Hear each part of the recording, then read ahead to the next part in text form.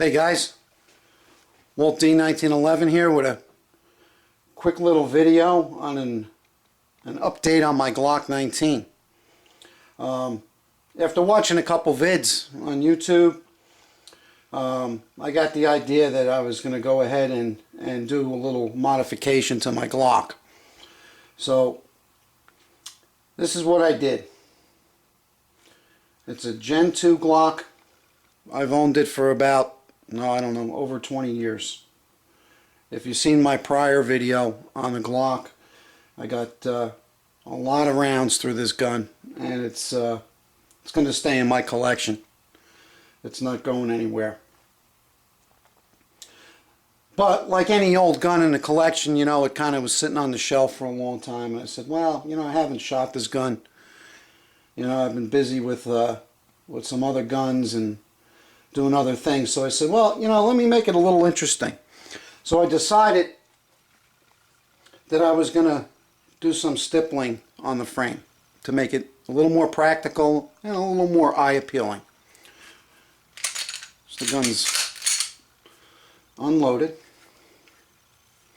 So basically what I did is I picked up one of these little kits.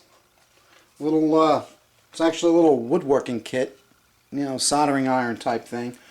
A bunch of little different head pieces, and picked this up for about 13 bucks. It's a 25 watt little soldering iron, and I figured it would be good to start this little project with. So it worked out really well. So let me just show you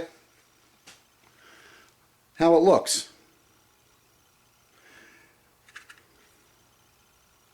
It's the back strap. Left side, and then the front strap.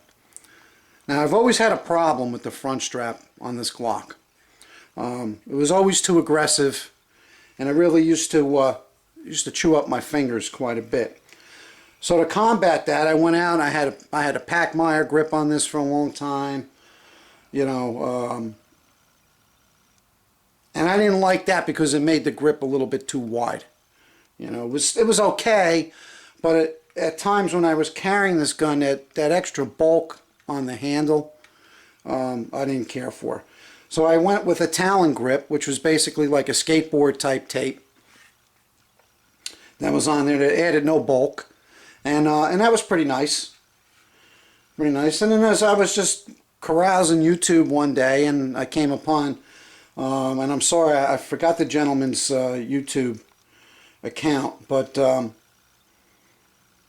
he did a very similar pattern of almost like a golf ball type dimple on here, and it looked really nice. So I decided that, hey, for a 20-year-old gun, I have nothing to lose. You know, I'm a little bit mechanically inclined, and I figured, why not? I could do this. So I'm really happy with the way that the gun looks, the appearance of it, and as far as, you know, the grip, it feels really good, almost like the Gen 4. And I didn't go too crazy. I didn't make the dimples too deep. You know, the deeper the dimple, the more aggressive it is. But it's just enough that the gun's not going to move in my hand. Now, the other thing I did, because like I said, I always had a problem with the front strap. I never really liked it. It kind of had a squared corner, and the checkering on the front grip was very aggressive. So what I did with the soldering iron is I knocked down those pyramids or squares, those sharp squares that are here, with the soldering iron. And then I went in between the lines of checkering and I made some dimples with the soldering gun. When I got finished, it still felt, you know, pretty aggressive, and it wasn't real comfortable. So what I did was I took my Dremel tool with a round ceramic attachment, and I knocked the whole corner off of this with the Dremel on both sides, and I rounded it out a little bit, and then I hit the inside with the same Dremel tool, the same attachment, and it feels really good. It's, you know, it still gives you a good purchase, but it's not that cutting sensation that I would get from the original grip. I also went above here and stippled where I would be holding, where my weak hand would be sitting on the pistol as I was shooting. So I did it right in front of the takedowns, just a little bit, and right behind the takedown. And just to match, I did it on the opposite side also.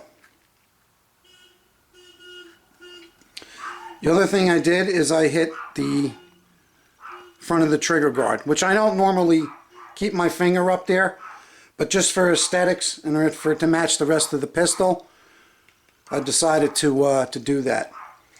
Now, I don't know if this gun's complete. I'm going to take it to the range one day this week.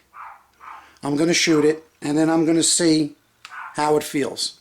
You know, I might have to come back, maybe do a little sanding, maybe have to make it a little more aggressive in spots, you know, with the soldering gun. So I really can't tell if this gun is complete until I shoot it. And I'll give you guys an update on that after I take it to the range. Maybe I'll do a quick range video with it too. What the hell. So that's it. $13 for the kit. It took me about an hour to do this. And just a quick tip if anybody wants to do this. I practiced with the case that the Glock came in, with the polymer case, just so I can get, you know, how deep, how much pressure, to kind of keep it as uniform as possible. So if you're going to attempt to do that, just practice. I did 5 minutes or so, just so I get my hand the right way. You know, this tool, it's very light. There's not much to it. And this is the actual tip that I used. And basically you want to hold it like a pencil, but I used my weak hand kind of as a guide. But you got to be careful because it gets extremely hot, so you'll know if you get too close. And then, you know, basically I just, you know, once I got the pattern done, I just kept my finger here and I kind of went in on a 45-degree angle. And I was astonished in how hot this tip really gets. So you don't need pressure. You just let the tool do the work. And it was fun. Once I got the hang of it, it was a lot of fun to do. Like I said, it only took about an hour. I think it really looks good on the pistol, you know, aesthetically. And I think it's going to be functional as well. So I'll give you guys an update later in the week once I get to the range. And I got a couple more vids coming out. I did purchase another gun, another handgun that I'm going to review. But I want to get a few more rounds downrange with that before I do a tabletop. And I'll do a quick range vid with that also. This is a gun that I've wanted for years in my collection. And I finally got a very good deal. And I got the gun that I really wanted. So I'll keep that a secret for now. And if you guys have been watching the channel, I've made some hints to, you know, what I was looking to purchase next, so maybe you can guess. But that's it. So if you guys have any questions or any comments, concerns, please let me know. And I'll get back to you later this week with another video at the range, with the Glock, with the new Stippling, and with the new purchase that I also got. All right, guys, I'll talk to you soon. You all take care. See ya.